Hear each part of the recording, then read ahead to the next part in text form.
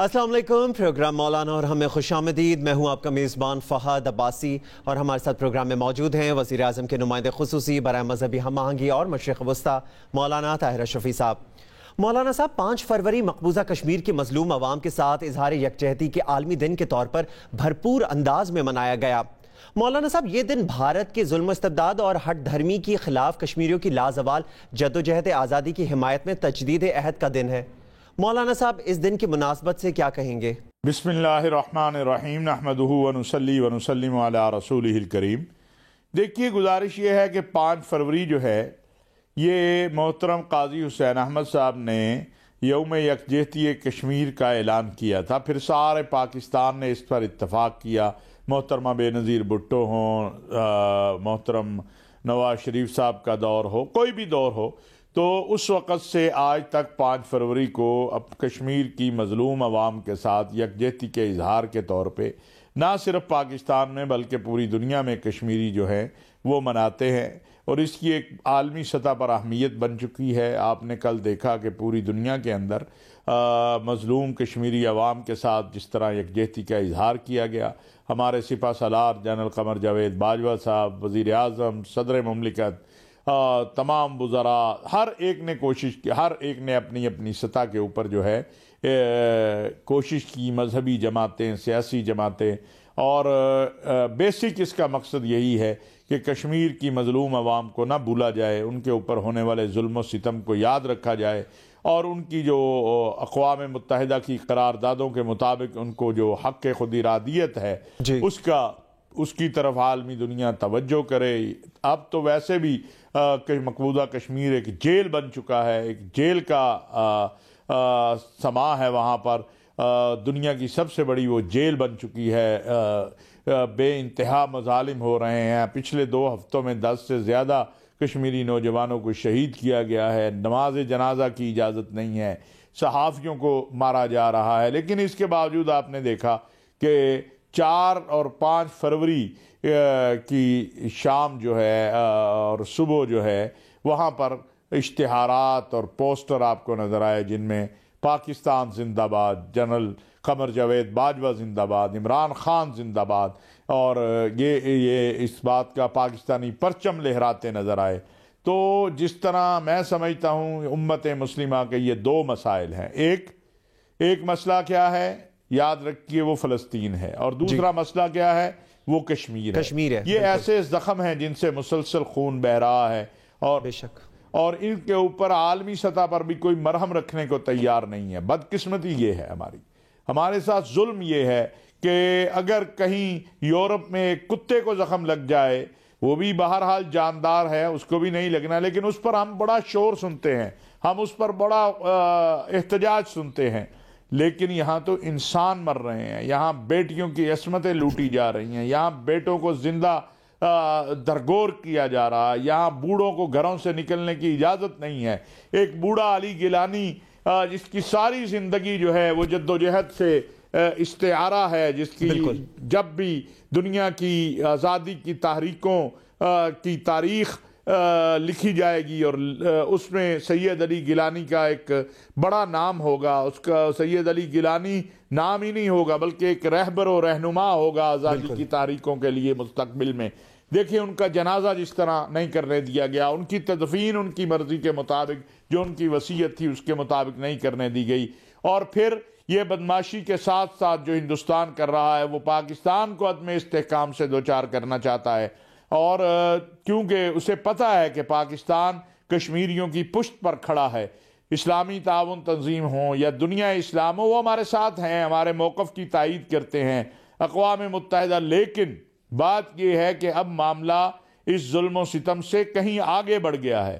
یاد رکھیے، یہ جو مودی سرکار ہے اس نے تو ہٹلر کے مظالم کو بھی دنیا کو بلا دیا ہے، جو کچھ یہ مقبوضہ کشمیر میں کر رہے ہیں، جو کچھ یہ ہندوستان کے اندر کر رہے ہیں۔ پھر ایک اور بات کہ اب یہ بھی اس نہج پہ چلے ہیں جس نہج پہ اسرائیل چلا تھا کہ مقبوضہ کشمیر کے کشمیریوں کی تعداد کو کم کرنے کے لیے وہاں پر زمینوں پہ قبضے کیے جائیں، وہاں پر غیر کشمیریوں کو لا کر آباد کیا جائے۔ اب یہ کام بھی وہاں ہو رہا ہے۔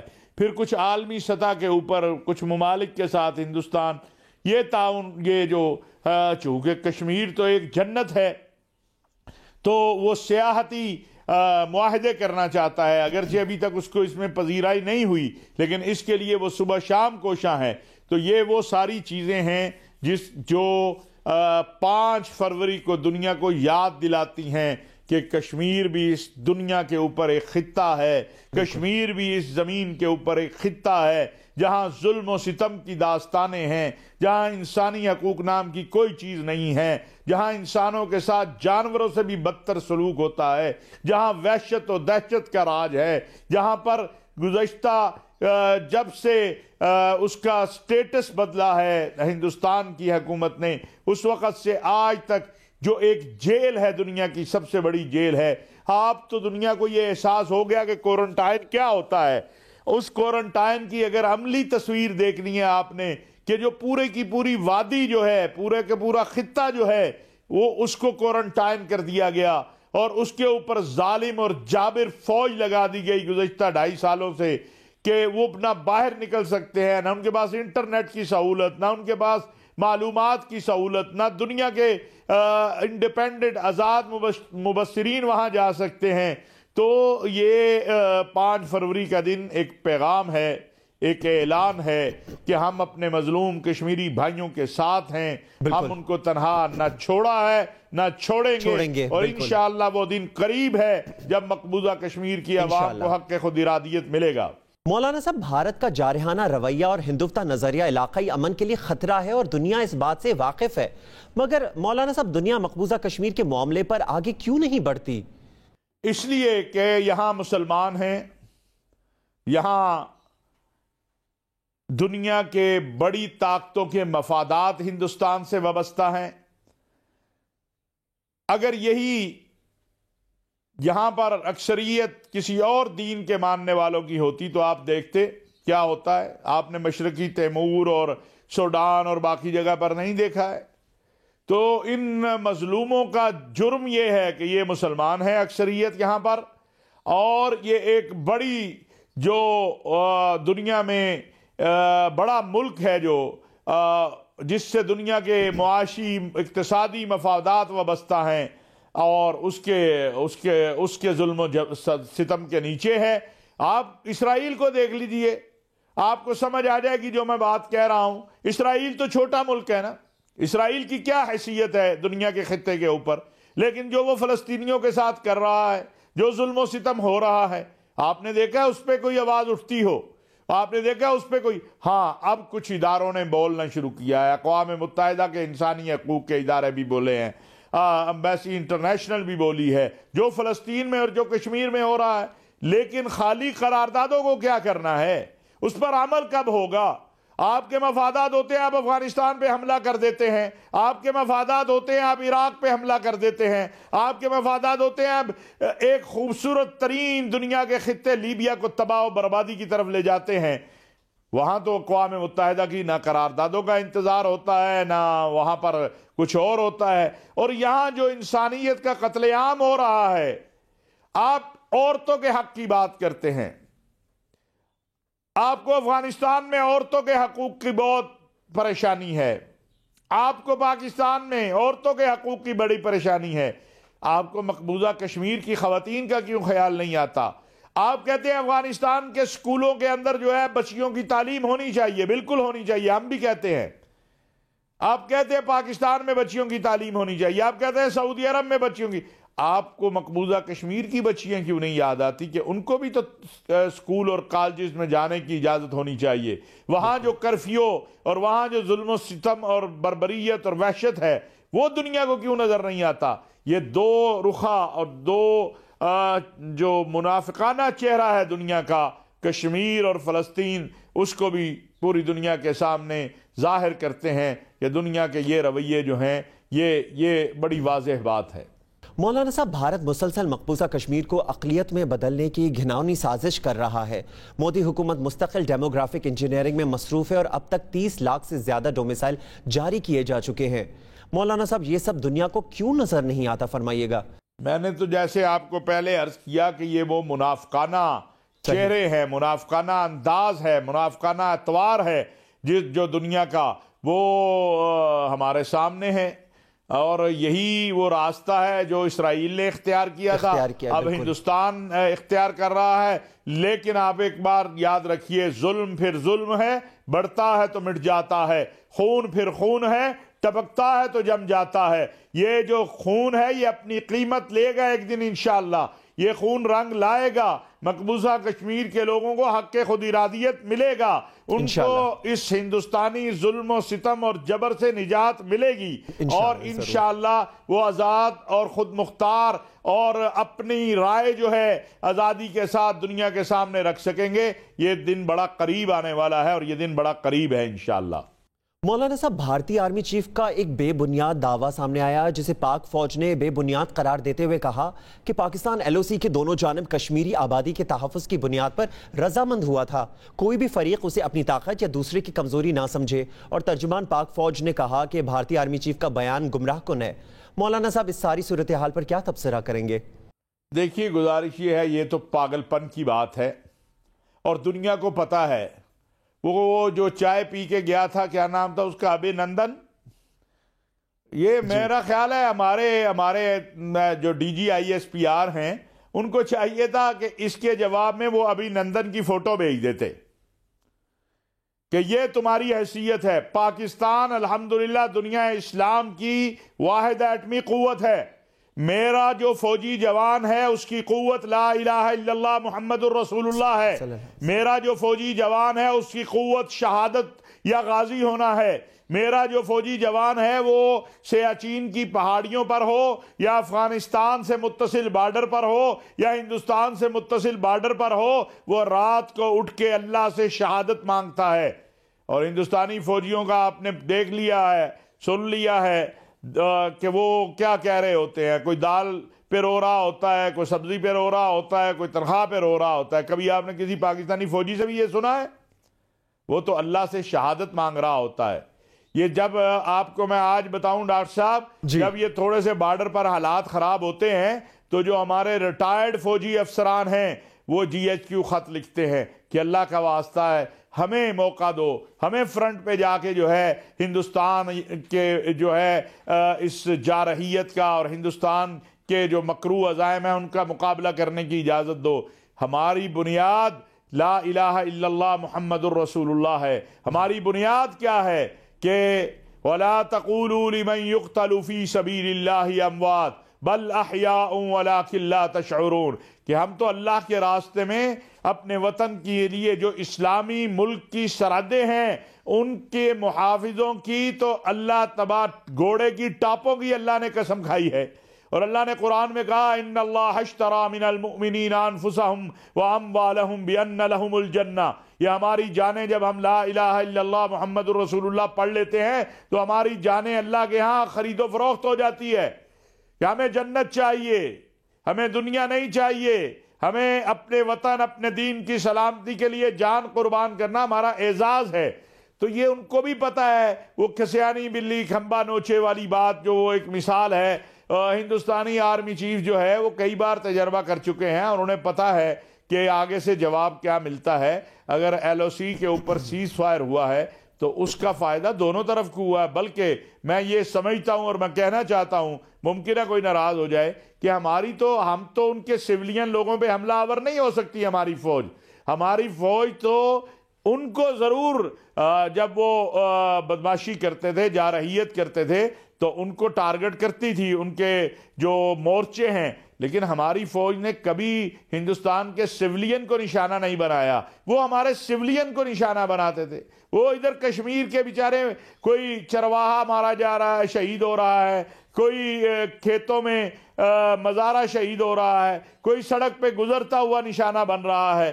تو اس سیز فائر سے فائدہ ان کو ہوا اس انداز میں کہ ان کی فوج بچ گئی، ورنہ روز ان کی فوج جو ہے آپ دیکھتے تھے اور روز انڈین میڈیا چیختا تھا آج اتنے کو مار دیا، آج اتنے زخمی ہو گئے، اور ہمارے سیولین جو ہیں وہ محفوظ ہوئے۔ تو یہ ایک معاہدہ جو ہے امن اور استقرار کا یا انسانوں کے بچاؤ کا یہ ہوا ہے۔ اس کا مطلب قطعاً کوئی یہ نہ سمجھے کہ کوئی کمزوری ہے، اور کمزوری کس بات کی ہے بھائی؟ آخری جنگ جو آپ نے کرنے کی کوشش کی اس میں آپ کو سبق تو دے دیا. آپ نے کوے مارے آکے ہمارے, ہم نے تمہارے جہاز گرائے, اور تمہارے ابھی نندن کو جو ہے چائے پلا کے یہ بتا کے بھیجا کہ اس طرف کا رخ کرنے سے پہلے 100 بار سوچ لینا آئندہ. بالکل. تو لہٰذا یہ تو دنیا کو بھی پتا ہے اور دنیا یہ تسلیم کر دی. پاکستان کی فوج کو جو ہے وہ ہمیں کسی سے منوانے کی ضرورت نہیں ہے. جاؤ اقوام متحدہ سے پوچھ لو کہ پاکستانی فوج کیا ہے. آؤ دنیا کی فوج میں آ کے دیکھ لو پاکستان کی فوج کا مقام کیا ہے. جو ہمارا جوان وضو کے ساتھ مورچے میں بیٹھا ہوتا ہے وہ اللہ سے شہادت کا طالب ہوتا ہے. تمہارے جوانوں کی طرح وہ رو نہیں رہا ہوتا کہ مجھے روٹی نہیں ملی, مجھے دال مل گئی, مجھے گوشت نہیں ملا, مجھے سبزی نہیں ملی, مجھے تنخواہ نہیں ملی. یہ تو اپنی جانیں انہوں نے اللہ کے آگے بیچ دی ہوئی ہیں جنت کے بدلے میں. اور یہ وہ فوج ہے جس پہ پورا عالم اسلام فخر کرتا ہے. آپ جائیں کبھی مدینہ منورہ, مکہ مکرمہ, وہاں بوڑھے بوڑھے لوگ جو اللہ والے پہلی صف کے نمازی ہیں وہ کہتے ہیں کہ جب کوئی بات ہو تو وہ کہتے ہیں پاکستانی فوج ہے نا تو انشاءاللہ تعالیٰ عرض حرمین شریفین جو ہے, حالانکہ سعودی عرب کی اپنی فوج بڑی مضبوط ہے, ان کا دفاع بڑا مضبوط ہے, ہمیں فخر ہے ہماری فوج نے ان کو ٹرین کیا ہے, ان کو ٹریننگ دی ہے. لیکن اس کے باوجود دنیا کو بھی یہ پتا ہے کہ عرض حرمین شریفین, اور اگر ہم دنیا میں کی مدد کر سکتے ہیں تو وہاں وہ کہتے ہیں اگر پاکستان کی فوج ہے نا پھر کوئی خطرہ نہیں ہے. ہمیں اپنی فوج پہ ناز ہے, فخر ہے, ہم اپنے دفاع پہ ناز ہے. اور ہندوستان نے اتنی بڑی دیگر پاکستان دشمن قوتوں کے ساتھ مل کر سازشیں کی افغانستان میں بیٹھ کے. آپ نے دیکھا نہیں کہ پاکستان الحمدللہ ایک امن والا اطمینان والا ملک بنا. ہم نے دہشت گردی کو شکست دی. اور قوت کیا ہوتی ہے. تو اگر ان کو کوئی شوق ہے, ہم جنگ نہیں چاہتے لیکن ہم یہ بھی بتانا چاہتے ہیں کہ پاکستان اپنا دفاع کرنا بھی جانتا ہے اور جارحیت کرنے والوں کو جواب دینا بھی جانتا ہے. مولانا صاحب یہاں پہ میں آپ کو روکوں گا. ناظرین یہاں پہ لیتے ہیں ایک چھوٹی سی بریک, اور بریک کے بعد واپس آ کر پروگرام کے سلسلے کو یہیں سے آگے بڑھائیں گے.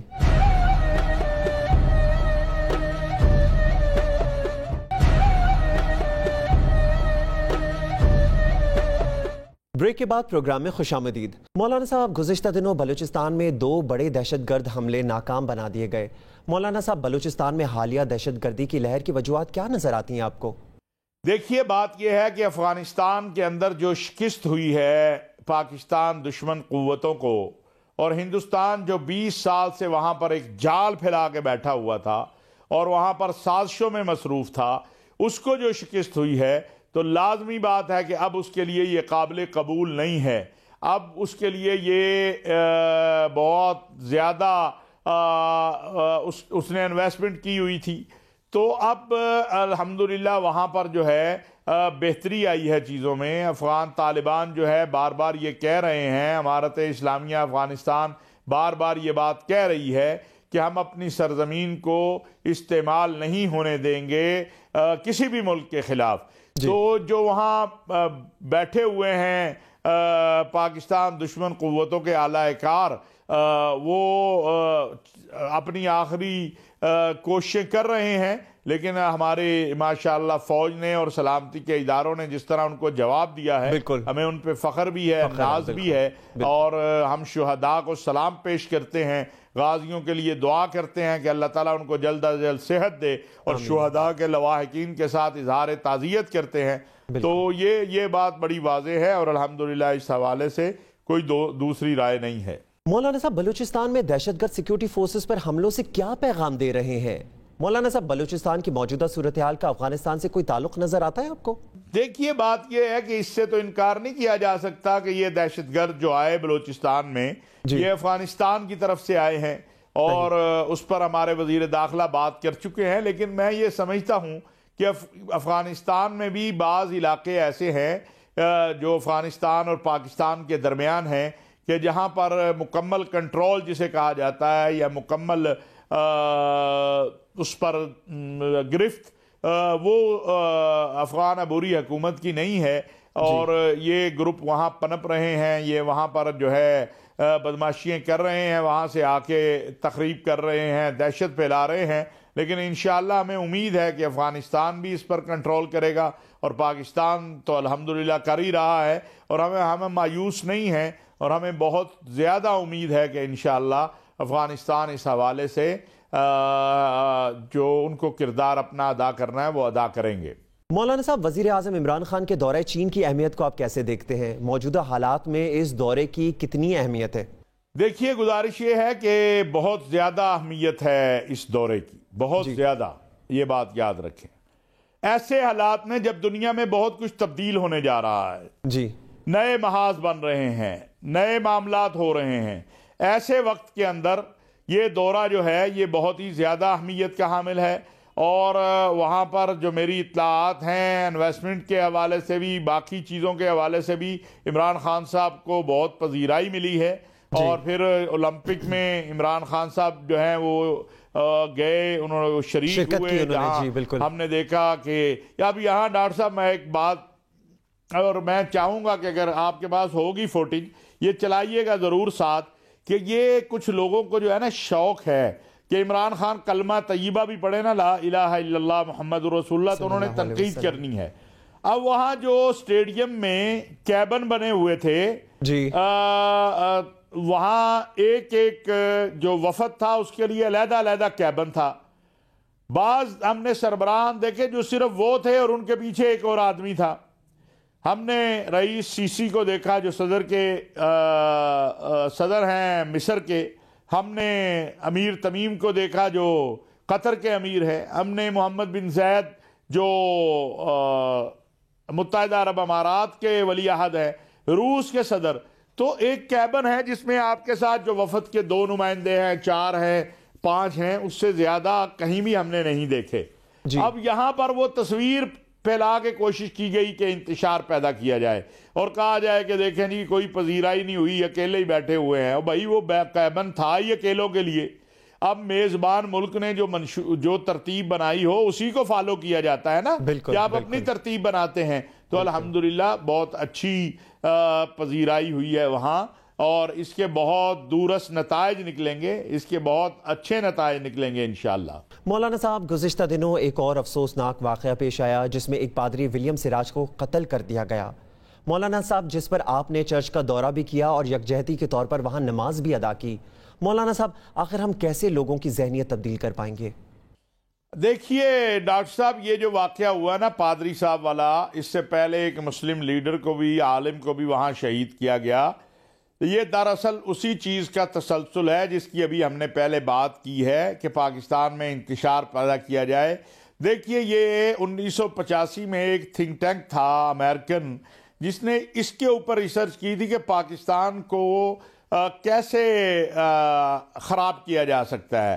اس میں انہوں نے کہا 2 چیزیں ہیں، ایک تو یہ ہے کہ پاکستان کا پانی جو ہے اس کے حوالے سے دیکھا جائے جو ہندوستان نے کام شروع کیا، دوسرا پاکستان میں فرقہ وارانہ اور مذہبی فسادات کروائے جائیں، اور تیسرا یہ ہے کہ پاکستان کی فوج اور پاکستان کی قوم کے درمیان رفٹ پیدا کی جائے۔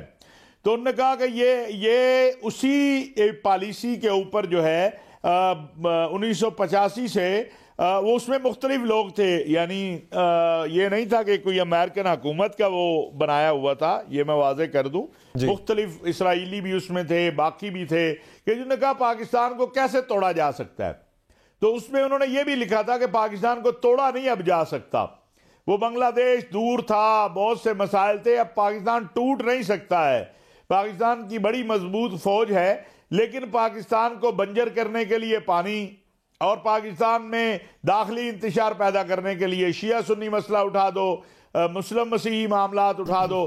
تو یہ بیسیکلی پادری صاحب کو نشانہ بنانے کا مقصد بھی یہ تھا کہ پاکستان کے خلاف بڑی خبر بنے دنیا میں، وہ پادری ہوں، وہ مولانا صاحب ہوں، وہ نشانہ اس لیے ہیں کہ وہ پاکستانی ہیں۔ لیکن آپ نے دیکھا کہ سب لوگ پہنچے وہاں پر، انہوں نے تعزیت کا بھی اظہار کیا۔ ہم لوگ جب گئے، یہ بھی میں بتانا چاہتا ہوں، اس پر دنیا میں بڑی تحسین ہوئی ہے، بڑا لوگوں نے سراہا ہے، لیکن کچھ لوگوں کو اس سے پتہ نہیں کیوں ہمارے بھائیوں کو مشکل بھی ہو جاتی ہے۔ میں آپ کو بتاؤں، ہوا یہ کہ ہمارا جو ٹائم تھا وہ تھا 5:15 کا، وہاں مسیحی لیڈرشپ کے ساتھ تعزیت کا، ہم مذمت کے لیے گئے تھے۔ لیکن وہ جو تقریب وہ جو ہو رہی تھی نماز جنازہ اور ان کی اور اس کے بعد باقی، تو اس میں ٹائم لگ گیا. جب اس میں ٹائم لگ گیا تو وہ 6 بج گئے، اذان ہو گئی. جب اذان ہو گئی تو اب ہم نے کہا کہ مغرب کی نماز کا وقت بھی کم ہوتا ہے اور ہمیں واپس بھی آنا تھا، تو وہاں طے ہوا کہ ہم نماز پڑھ لیں تاکہ وقت بچ جائے اور نماز کے بعد مشترکہ پریس کانفرنس کر لیں. اس طرح ہماری جو مسیحی برادری کے وہاں ذمہ داران تھے، جس میں بشپ منو رومال شاہ اور دیگر حضرات تھے، ان نے کہا جہاں ہم عبادت کرتے ہیں آپ یہیں پر نماز پڑھ لیجئے، یہ صاف جگہ ہے، پاک جگہ ہے اور اس میں کوئی شرعاً کوئی حرج نہیں ہے. تو ہم نے وہاں پر جو ہے قبلہ رخ جو تھا وہاں نماز پڑھ لی. اب اس پر اعتراض کرنے والوں نے یہ کہا کہ جی کیا آپ ان کو اپنی مسجدوں میں جگہ دیں گے؟ تو میں نے کہا میں کون ہوتا ہوں یا کوئی اور کون ہوتا ہے؟ پہلی بات ہے ہمارے ہاں مسیحی، ہندو، سکھ برادری کے لوگ ہمارے ہاں مدارس میں، مساجد میں آتے جاتے رہتے ہیں، پروگراموں میں شریک ہوتے ہیں، بین المذاہب مکالمہ کے پروگرام ہوں، کشمیر پہ ہو اور چیزیں ہوں. دوسری بات ہے کہ میں کیا ہوں، محمد الرسول اللہ صلی اللہ علیہ وسلم نے مسجد نبوی کے اندر نجران کے مسیحیوں کو عبادت کی اجازت دی ہے، تو وہ ہمارے ہاں میں نے تو دعوت دی جب مرضی آئیں، تشریف لائیں ہمارے ہاں مساجد میں آنا، ہم اکرام بھی کریں گے، چائے بھی پلائیں گے، استقبال بھی کریں گے.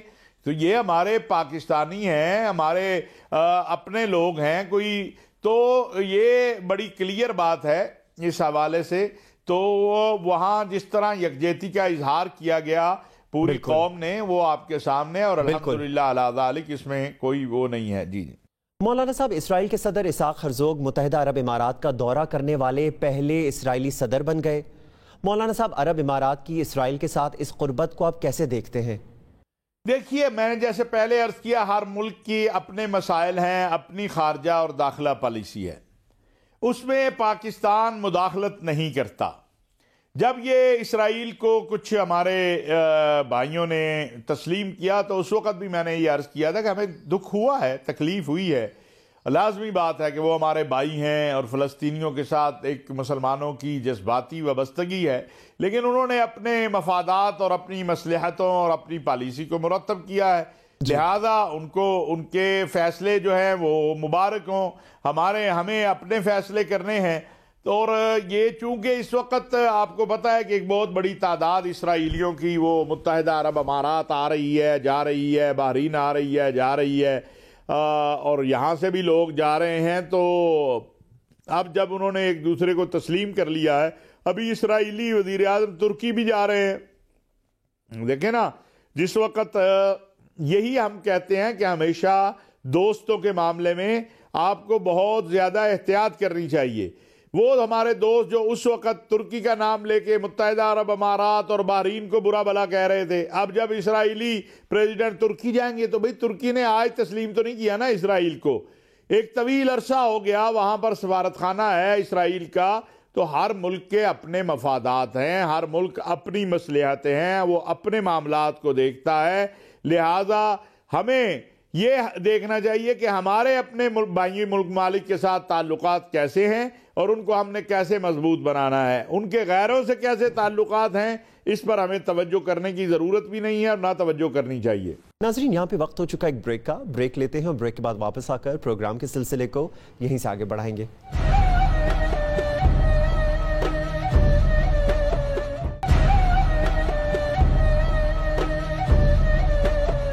بریک کے بعد پروگرام میں خوش آمدید. مولانا صاحب، سعودی عرب کے وزیر داخلہ پاکستان کے دورے پر آ رہے ہیں اور ہم نے جیسے کہ دیکھا ہے کہ کچھ عرصے میں سعودی قائدین کی آمد پاکستان میں بڑھ رہی ہے. مولانا صاحب، گزشتہ عرصے میں ابوظہبی اور سعودی عرب پر جو حملے ہوئے، آپ اس سارے تناظر میں خطے کی صورتحال کو کیسے دیکھتے ہیں؟ دیکھیے، گزارش یہ ہے کہ سعودی عرب اور پاکستان کے اور متحدہ عرب امارات اور پاکستان کے بحرین اور پاکستان کے خلیجی ممالک، اسلامی ممالک اور پاکستان کے تعلقات بہت ہی زیادہ مضبوط اور اہم ہیں. جو ابو ظبی پر حملے ہوئے ہیں، جو سعودی عرب پر حملے ہوئے ہیں حوثیوں کی طرف سے، اس کی نہ صرف یہ کہ مذمت کی گئی ہے بلکہ پاکستان نے اس پر شدید رد عمل کا اظہار کیا ہے۔ وزیر اعظم 3 مرتبہ گزشتہ 10 دنوں کے دوران جو ہے وہ محمد بن زید جو ولی عہد ہیں ابو ظبی کے، ان سے بات کر چکے ہیں۔ اسی طرح سعودی قیادت جو ہے ان کے ساتھ بھی ہم رابطے میں ہیں۔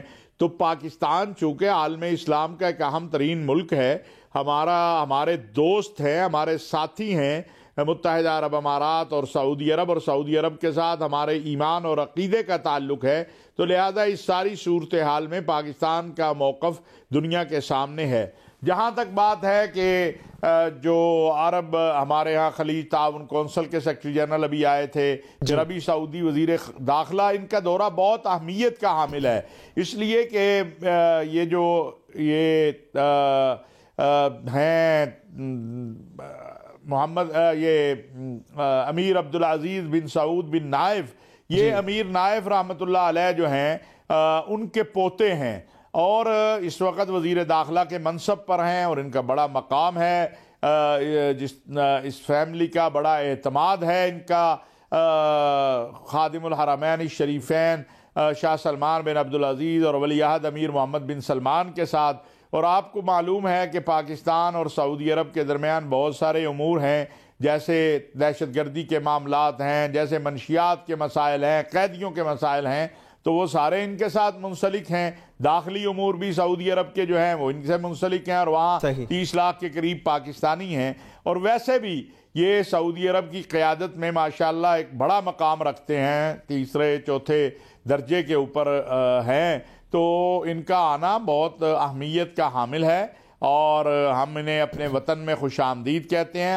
وہ آئیں گے، وزیر اعظم صاحب سے ملیں گے، صدر صاحب سے ملیں گے، وزیر داخلہ سے ملیں گے، اور پھر وہ آرمی چیف سے ملیں گے، اور پھر وہ روانہ ہو جائیں گے۔ اور آپ کو یہ بھی ذہن میں ہونا چاہیے کہ جو وزارت داخلہ سعودی عرب سے منسلک بعض فورسز ہیں، ان کی تربیت بھی الحمدللہ ہمارے ہاں سے ہوتی ہے، ان کے ساتھ ہمارا ایک بڑا تعاون ہے۔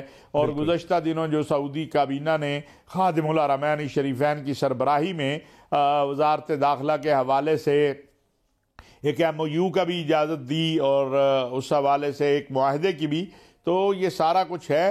بہرحال میں اس دورے کو بہت اہمیت کا حامل سمجھتا ہوں، اور اس کے بہت اثرات ہوں گے انشاءاللہ۔ اور مولانا صاحب اب آخر میں بات کرتے ہیں، مسجد نبوی میں رواں برس رمضان میں اجتماعی افطاری کی اجازت دے دی گئی ہے۔ کورونا کے باعث مسجد نبوی میں 2 سال سے اجتماعی افطاری پر پابندی تھی۔ مولانا صاحب اس اقدام کو آپ کیسے دیکھتے ہیں، فرمائیے گا۔ دیکھیے، گزارش یہ ہے کہ الحمدللہ پہلی بات تو یہ ہے ڈاکٹر صاحب، میں اور آپ یہی بات کہتے رہے اس پروگرام میں کہ پراپوگنڈے نہ کرو، کرونا کے حالات ٹھیک ہونے دو، حرمین شریفین کی رونقیں بحال ہو جائیں گی، بحال ہوں گی، بالکل کوئی نہیں روکے گا حرمین شریفین جانے والے زائرین کو۔ اور حرمین شریفین کے جو مجانین ہیں، جو اللہ کے گھر جانا چاہتے ہیں، جو رسول اللہ صلی اللہ علیہ وسلم کے روضہ اطہر پہ حاضری دینا چاہتے ہیں، سعودی عرب کی حکومت انہیں فیسیلیٹیٹ کرنا چاہتی ہے، ان کے لیے مشکلات نہیں بنانا چاہتی، لیکن وہ یہ بھی نہیں چاہتے کہ کوئی ایک کیس نکل آئے اور دنیا کہے دیکھیں جی یہ تو مکہ سے اور مدینہ سے جو ہے وہ لے کے آگے کرونا۔ تو الحمدللہ یہ بڑی مسلمانوں کے لیے اچھی خبر ہے۔ اور ڈاکٹر صاحب وہ کیا منظر ہوتا ہے جب وہاں افطار ہو رہی ہوتی ہے، اور جب اللہ اکبر کی صدا کے ساتھ کھجور اور گاوے کے ساتھ افطار ہوتی ہے، تو بس اللہ تعالیٰ سب کو ہمت اور توفیق دے کہ ہم وہاں کم از کم اور زیادہ سے زیادہ جتنا وقت گزار سکیں جا سکیں۔ لیکن بہرحال یہ ایک بہت ہی خوشی کی خبر ہے اور اچھی خبر ہے۔ اللہ تبارک و تعالیٰ ارض حرمین شریفین، پاکستان اور تمام بلاد اسلامیہ کو اپنے حفظ و امان میں رکھے، اور اس پر میں سمجھتا ہوں کہ سعودی عرب کی حکومت اور خصوصاً جو مسجد نبوی کی انتظامیہ ہے، جو شیخ عبدالرحمن السدیس جو امام حرمین شریفین ہیں اور ریاست حرمین شریفین کے سربراہ ہیں، ان کی سربراہی میں جو کچھ وہ یہ انتظامات کر رہے ہیں، ان کی کوئی نظیر نہیں ملتی ہے، ان کی کوئی مثال نہیں ملتی ہے، اور اس پر انہیں جتنا بھی خراج تحسین پیش کیا جائے کم ہے۔ بہت شکریہ مولانا صاحب پروگرام میں وقت دینے کے لیے۔ ناظرین، یہ تھا ہمارا آج کا پروگرام مولانا اور ہم۔ اسی کے ساتھ ہی اپنے میزبان فہد عباسی کو اگلے ہفتے تک کے لیے اجازت دیجیے۔ اپنا خاص خیال رکھیے گا۔ اللہ حافظ۔